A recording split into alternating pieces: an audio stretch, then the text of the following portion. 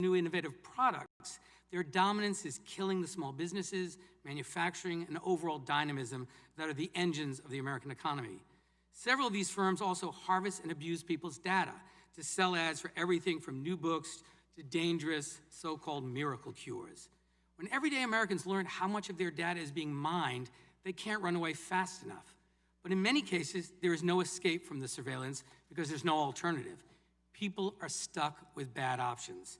Open markets are predicated on the idea that if a company harms people, consumers, workers, and business partners will choose another option. We're here today because that choice is no longer possible. In closing, I'm confident that addressing the problems we see in these markets will lead to a stronger, more vibrant economy.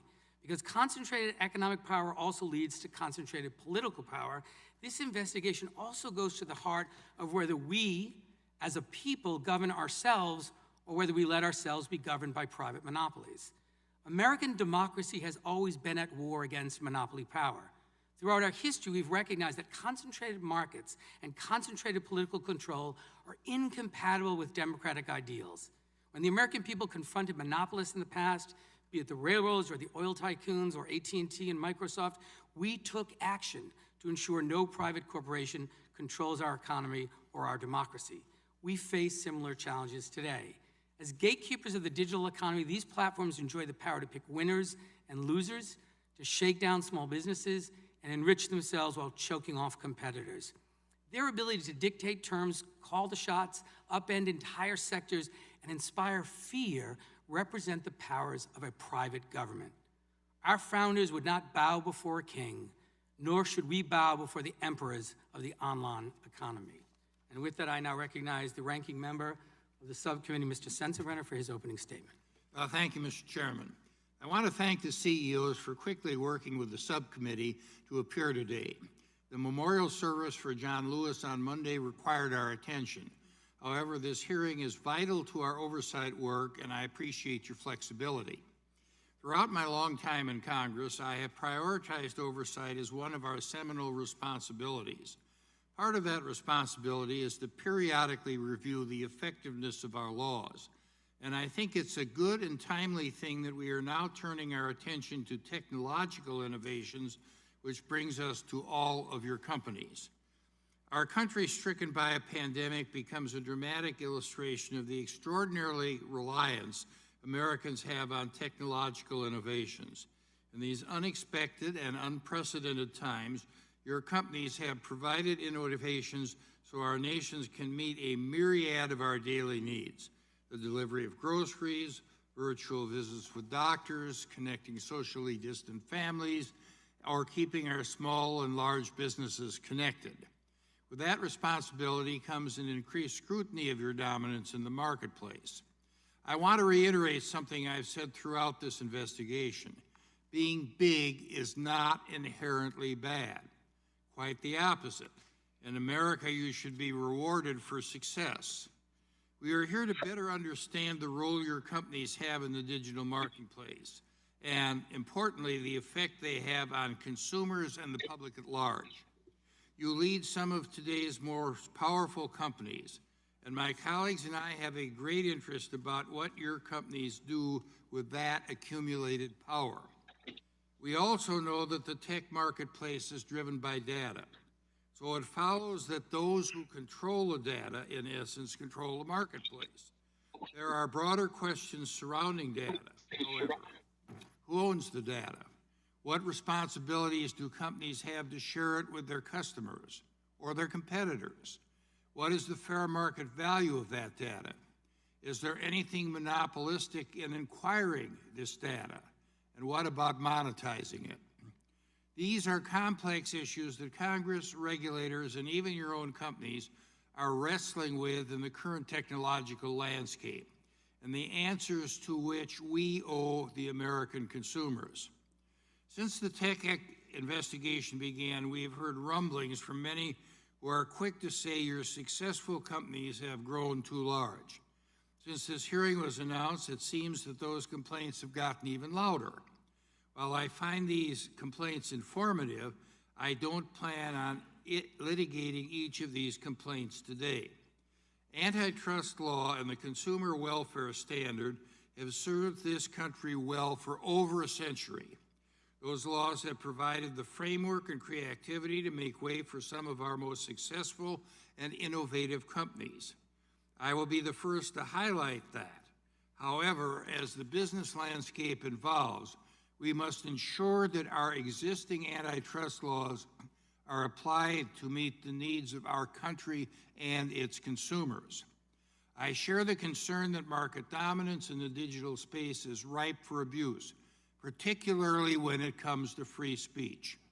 As we know, companies like Facebook, Google's YouTube, and Twitter have become the public square of today where political debate unfolds in real time.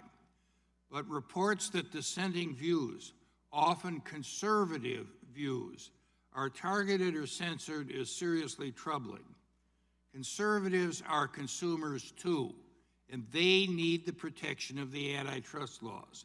The power to influence debate carries with it remarkable responsibilities. So let the facts be our guide here. Your companies are large. That's not a problem. Your companies are successful. That's not a problem either. But I want to leave here today with a more complete picture of how your individual companies use your size, success, and power, and what it means to the American consumer. And I yield back the balance of my time. I thank the gentleman. Now the chair now recognizes the distinguished chairman of the full committee, the gentleman from New York, Mr. Nadler, for his opening statement. Thank you, Mr. Chairman. I want to thank you, Ranking Member Sensenbrenner, and the subcommittee members for the tremendous effort that you have all put into the subcommittee's investigation. I appreciate your calling this hearing today so that we can hear directly from the leaders of Amazon, Apple, Facebook, and Google, and I look forward to an important dialogue. Today, it is effectively impossible to use the internet without using, in one way or another, the services of these four companies. I have long believed, with Thomas Jefferson and Louis Brandeis, that concentration of power in any form, especially concentration of economic or political power, is dangerous to a democratic society. That is why we must examine these and other companies that play a dominant role in our economy and in our society, and ensure that our antitrust laws give enforcers the tools they need to preserve a healthy marketplace. These principles have guided this committee's year-long investigation into competition in digital markets, and they are the lens through which I approach today's hearing.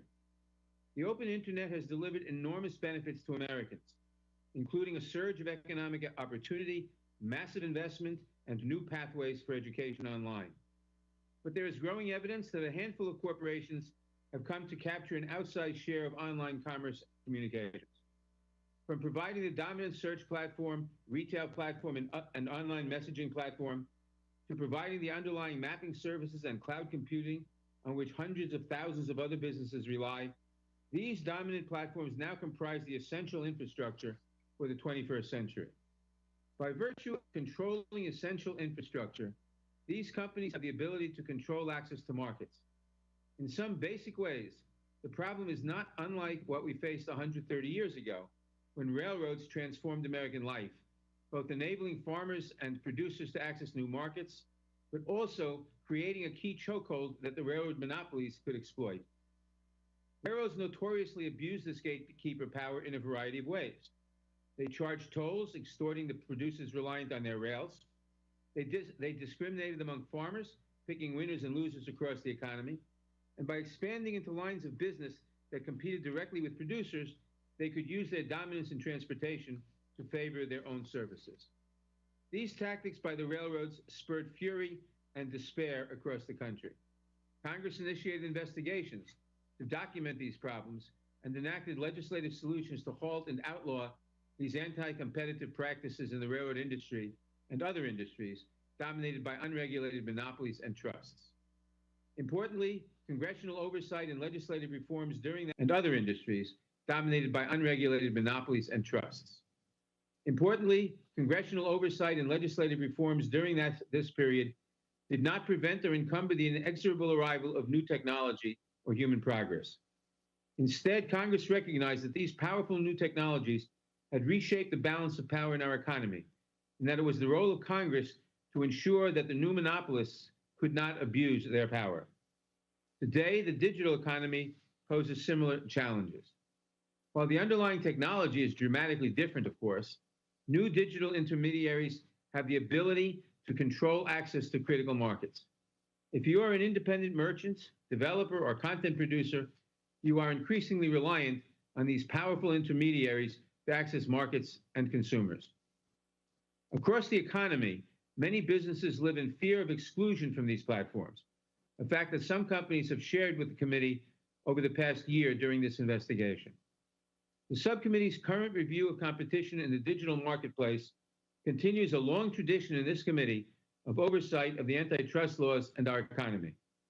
From the days of Chairman Emanuel Seller, the House Judiciary Committee and its antitrust subcommittee have conducted careful, fact-based inquiries into industrial sectors showing signs of consolidation and anti-competitive conduct. This has continued on a bipartisan basis over the years, from Chairman Brooks and Hyde to Chairman Sensenbrenner and Conyers and others. As a 1950 report from the then-named Subcommittee on Monopoly Power described our mandate, quote, "It is the province of this subcommittee to investigate factors which tend to eliminate competition, strengthen monopolies, injure small businesses, or promote undue concentration of economic power, to ascertain the facts and to make recommendations based on those findings." Following in this proud tradition, our investigation has held hearings with industry and government witnesses, consultations with subject matter experts, and the careful and at times painstaking review of large volumes of evidence provided by industry participants and regulators. While ultimately it is the responsibility of the antitrust enforcement agencies to enforce the law, Congress has an obligation to assess whether existing antitrust laws and competition policies and the will to enforce those laws and policies are adequate to address the competition issues facing our country and to take action if they are found to be lacking. Given the dominant role that these four companies play in our economy and our society, it is only reasonable that our careful examination of the antitrust laws begin with them. I appreciate the participation of all of our witnesses today. Our investigation would not be complete. Indeed, it has hardly begun without hearing directly from the decision makers at these companies, and I look forward to their testimony and to today's discussion.